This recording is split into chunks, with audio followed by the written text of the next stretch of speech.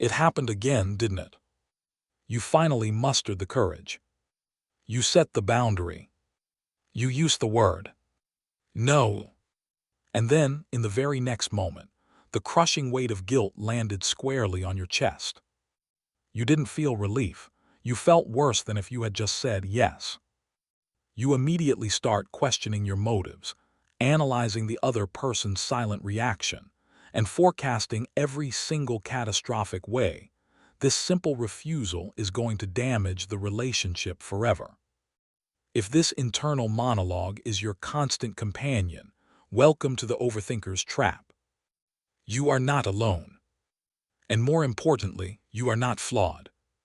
Dear overthinker, today we're diving deep into the psychology of this phenomenon. We're going to uncover the 3 silent roots of this instant guilt, and then, most crucially, we'll give you practical, gentle ways to finally stop apologizing for existing. Stick with me, because understanding this loop is the only way to break free from it. The first silent root of guilt, the habit of responsibility. Overthinkers often operate with an elevated, almost compulsive sense of responsibility, not just for their own actions, but for the feelings and comfort of every single person around them. This isn't empathy. This is emotional overextension. Because you spend so much time analyzing and anticipating, you become hyper-aware of potential discomfort in others. When you say no, your mind instantly registers a micro-change in their emotional state, maybe a flicker of disappointment, a sigh, or a moment of awkward silence. Your overresponsible brain immediately interprets this micro-change as, my fault. Your thoughts race to fill the gap. They must be upset. I ruined their day. I should have just helped.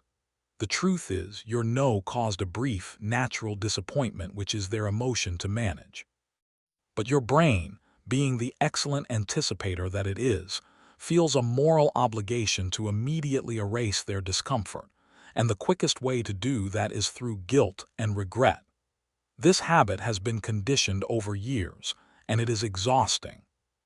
The second silent root, the failure to predict. Overthinking thrives on control and prediction. You replay conversations to predict outcomes. You plan meticulously to predict success. But setting a boundary, saying no, introduces an element of genuine uncertainty, and uncertainty is the overthinker's worst enemy. When you say yes, you can predict the outcome. You will be busy, but the social outcome is secure. When you say no, the future is suddenly ambiguous. How will they treat you tomorrow? Will they hold a grudge? Will they stop inviting you? Because you cannot control or predict their long-term reaction, your anxiety skyrockets. That overwhelming feeling we call guilt is often just unmanaged anxiety about the future consequences of your action. Your brain is essentially screaming, undo the choice. Go back to the predictable state of being overloaded, because that's a safer known quantity than this emotional unknown. The third silent root, internalizing self-worth. For many overthinkers, the line between what you do and who you are has been blurred. You derive a significant portion of your self-worth from being the reliable one, the helpful one, the person who never says no.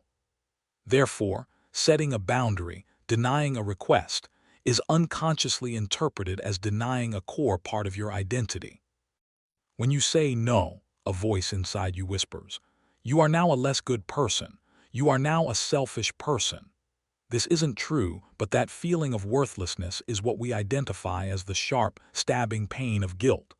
The reality is that your value is inherent. It exists entirely separate from your ability to satisfy other people's requests. But until you separate your boundaries from your core self-worth, the guilt will always rush in to try and pull you back into the safe identity of the endlessly obliging person. The path forward, reframing guilt and setting boundaries. So, how do we begin to reverse this pattern? It starts not with stopping the guilt, but with reinterpreting it. First action step, the 10-second rule. The next time you say no, immediately institute the 10-second rule. For the first 10 seconds after the word leaves your mouth, your only job is to remain silent and simply observe the feeling of guilt without acting on it. Do not apologize, do not over-explain, and do not offer an alternative solution. Just notice the physical feeling of anxiety. You will notice that if you simply endure that feeling for 10 seconds, it begins to deflate. That initial spike of guilt is just a reflexive, conditioned panic. By riding it out, you teach your brain that no is safe. Second action step: separate kindness from clarity. Stop thinking that setting a boundary is unkind. True kindness involves being clear, honest, and reliable about your own capacity. When you say yes out of guilt, you're actually setting up yourself and the other person for a resentful, lower-effort outcome.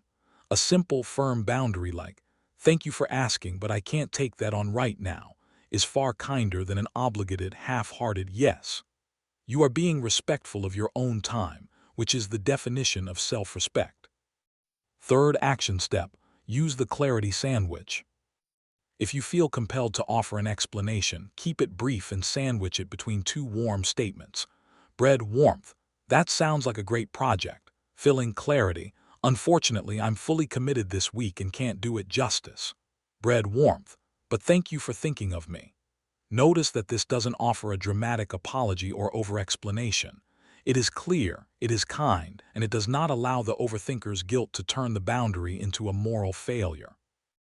Recognizing the roots of your instant guilt is the powerful first step.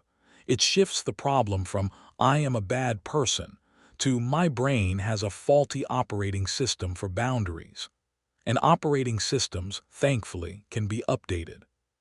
If you connected with the idea that guilt is just anxiety about the future consequences of saying no, please let me know in the comments below. Which of these three roots resonated most deeply with you? Your honesty helps build a space where we can all find quiet confidence. If this insight felt like a breath of fresh air, remember to subscribe to Dear Overthinker. We're here to be your guide through the mental loops. Our last video, Why Your Brain Replays Conversations, is the perfect next step if your mind is stuck on those reruns. Until next time, give yourself permission to be fully and completely no. You deserve the peace. Please like, share, comment, and subscribe to stay connected.